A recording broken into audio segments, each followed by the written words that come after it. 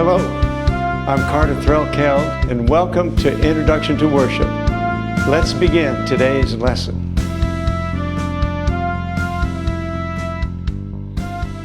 Creative engagement is all about finding ways to help people discover their God-given gifts and experience the joy of using those gifts in service and in worship. Allow me to give you an example. I met a waitress recently who had just become a new Christian. She was bubbling over with the joy of the Lord and told me a little bit about her testimony. Then she told me that the day she joined a local church, someone from that church came up to her and asked her to pray about becoming her ministry partner. She did that and answered yes. The ministry idea was to go to the laundromat on Saturday mornings with a roll of quarters and then asking people if they could pay for their laundry and then tell them their testimonies of how Jesus had improved their lives. She said she had been doing it for several Saturdays now and couldn't wait for tomorrow, which was a Saturday, to get going again. This waitress was on fire for Jesus. She had found a practical purpose for being a Christian, helping others, and sharing the gospel. We are not saved by works, but we are saved unto good works. Ephesians 2:8-10 makes this very clear. And this person had already discovered the joy that comes from taking the living water of the gospel to a thirsty world. Paying for someone's laundry seems like a small thing, but when it's done in the power of the Spirit, it becomes a life-giving ministry. So, how can we use music to create ministry opportunities outside the church building? We know that music is the universal language, that music opens doors for people to come and listen to us. We know that music has the power to move people emotionally and spiritually,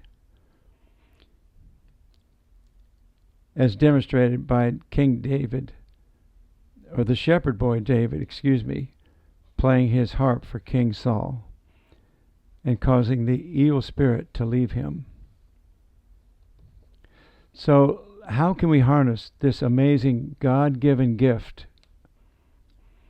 Well, we need to form what I call ensembles that go.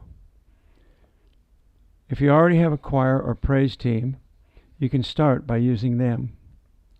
Put together a 30 or 45-minute program that includes personal testimonies and a gospel presentation. Be sure to mix in lots of fun, especially at the beginning of the program. In fact, there are several elements that should be included in any program that will make the program hold the attention of the listeners. You don't need all of these in every program, but some of them are very important. Number one, you must create interest, a sense of discovery. You must be entertaining. And you must have an interaction. You must have action. You must cause reaction. And you must make this an unforgettable experience. Your program needs humor. It needs warmth and appeal. It needs passion. It needs to be dramatic. It could be frightening. And it needs a bit of staging and showmanship. Finally, it needs to be rehearsed, to be executed without flaw. As I said, you won't be able to include all these elements in a 30 to 45-minute presentation, but be sure to include humor, warmth, passion, staging, and excellence or execution.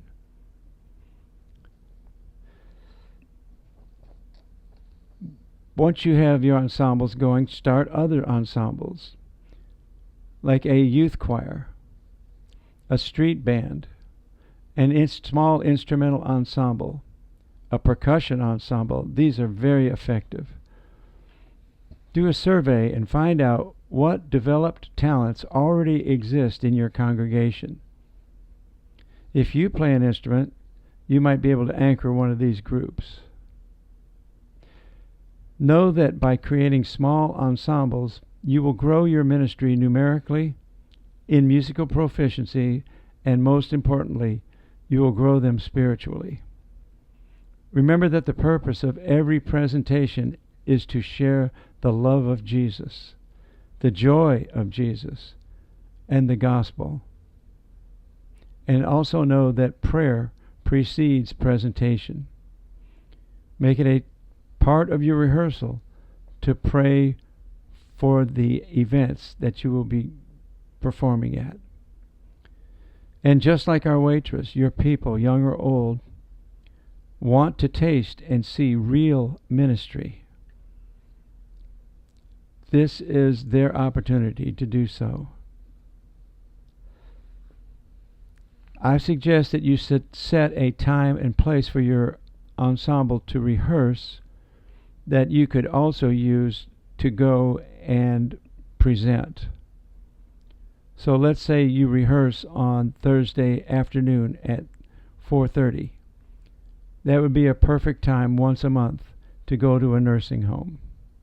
If you rehearse on Sunday afternoons at 2 o'clock or 3 o'clock, one Sunday a month, go to the park or some other place and find a ministry location.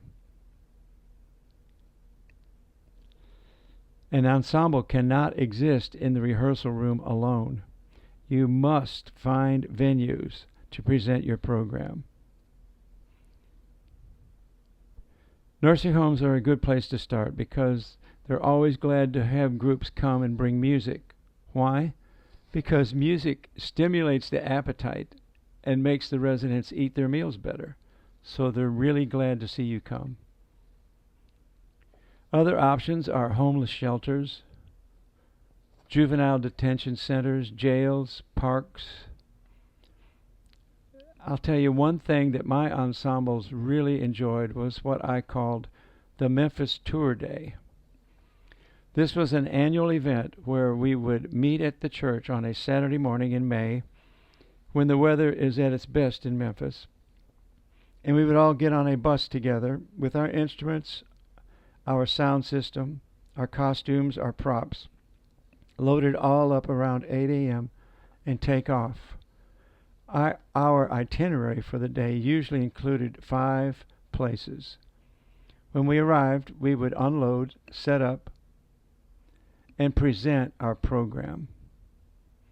Parents and siblings and friends would pass out small Bibles and information flyers about us that also included the plan of salvation.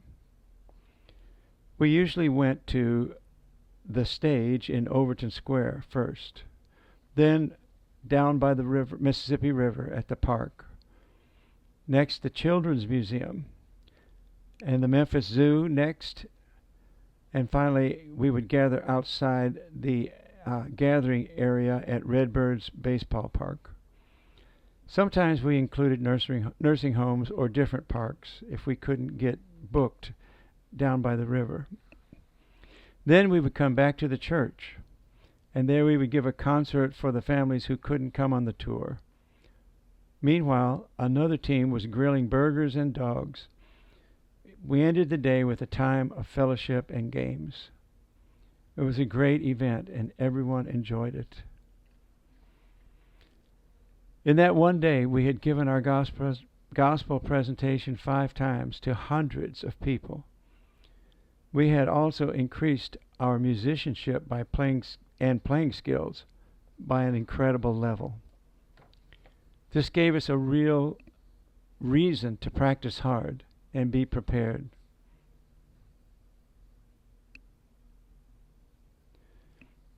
Another way to engage people through music is to offer music lessons at your church.